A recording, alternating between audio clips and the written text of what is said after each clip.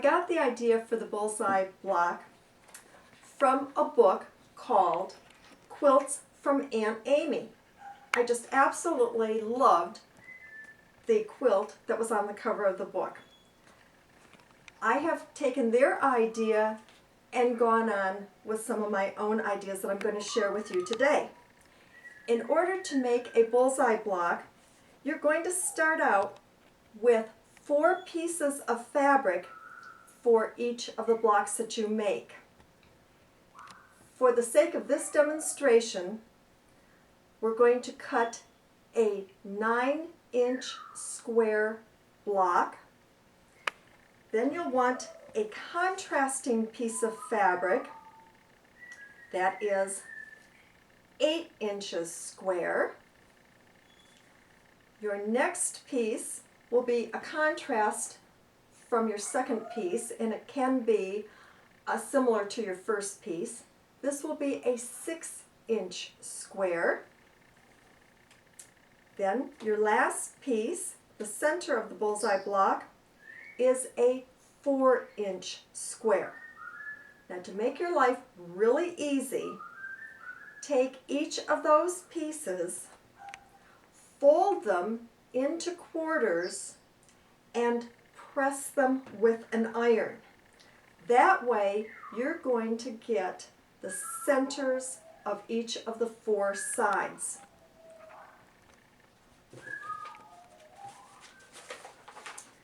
Then, you've got your largest piece, your 9-inch piece, which we'll call the base block.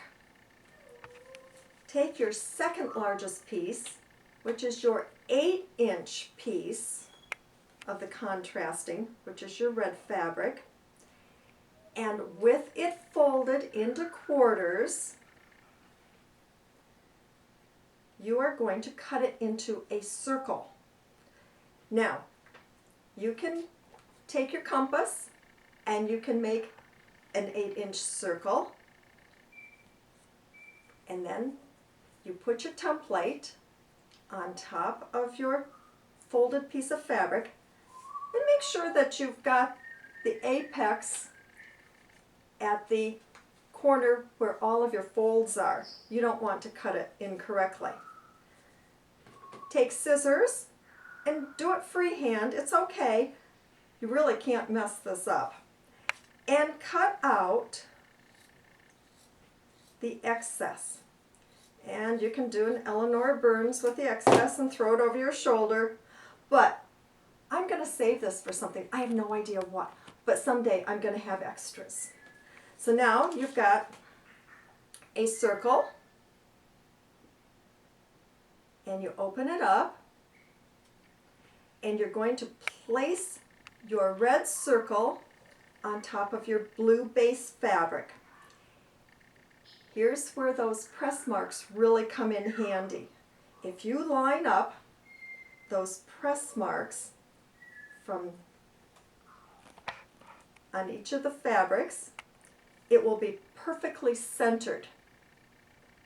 If you want to use pins, go ahead and put some pins.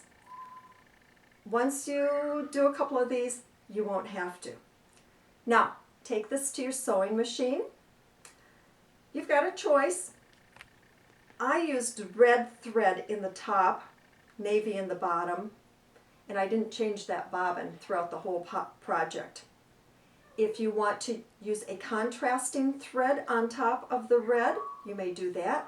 If you want to put in a clear thread, that's okay too. And you're going to stitch approximately 1/4 inch inside of the red circle. So you're stitching the red circle down onto the blue base fabric. If your stitching wobbles a little bit and you're not quite 1/4 inch, plus or minus, don't worry about it. It's okay. Good hint. Start your stitching at one of the fold marks. You're going to be cutting there. That way, any of your starting and stopping will be taken up in the seam allowance. You won't see it. Nope, You don't have to backstitch either. See, I told you it was easy. Okay. Now, this is what it's going to look like when it's stitched down. And see, it's not turned under.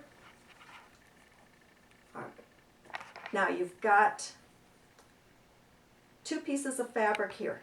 If you keep layering circles on top of circles, eventually you're going to have 4 pieces of fabric, and that's just going to be too thick. So what you need to do is flip your fabric over to the back.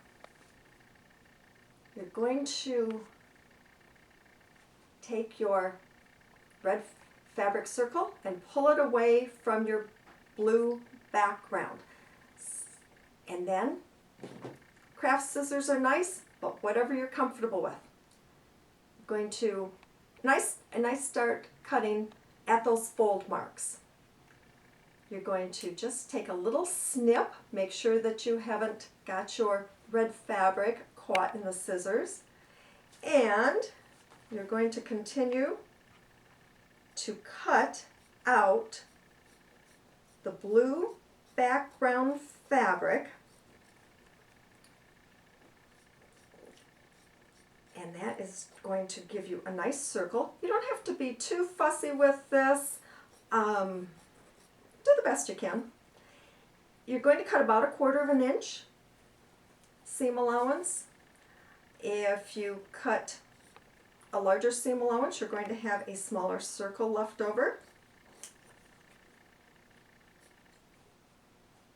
So now you've got the front and the back, and you have a leftover.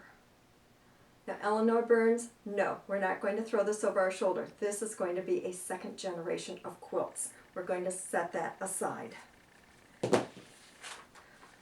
Okay, next step, you're going to take your next smallest piece of fabric, which is a blue one. You're going to cut that into a 6-inch circle with your template. You're going to layer that on top of your red fabric, lining up those 4 press marks. You're going to stitch. Now here, it's nice to have a 2nd sewing machine. I had blue threaded in the 2nd machine, and you stitch around it, or you could have stitched it with red in your initial sewing machine or with your clear colored thread. Don't forget to flip it over and cut away that blue. Actually, you're going to be cutting away the red background, and you're going to save that circle. So now you've got an even smaller circle. Then you're going to come down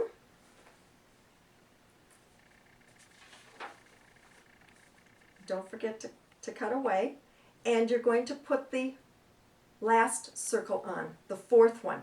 This is the 4-inch square that you're going to make into a 4-inch circle.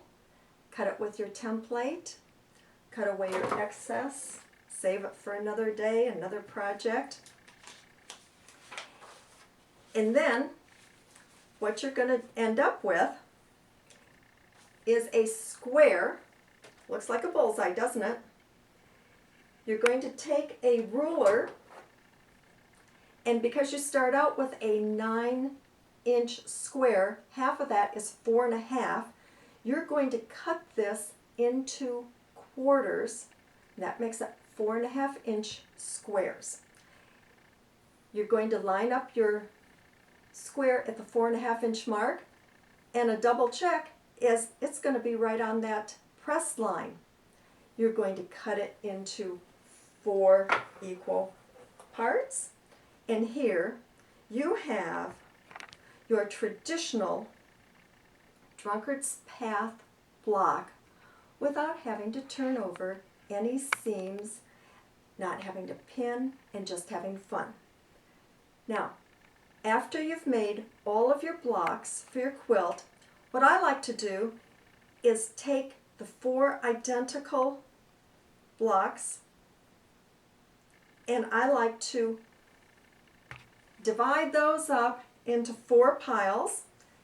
Take your next block, divide them up into 4 separate piles. So when you go to your design wall, you can take one pile and all of the blocks you can start putting up on your design wall, and because they're in different quadrants, you won't have repeats. Now there's nothing wrong with having 2 of them together, but I think it just makes it a little more interesting. When you go to sew your blocks together, now you're going to do right sides together. Use your 1/4 inch seam, press it open, and you may note that maybe some of the paths do not line up perfectly. That's okay. It just gives it more interest and more texture. The more you wash your piece, the more texture you're going to get.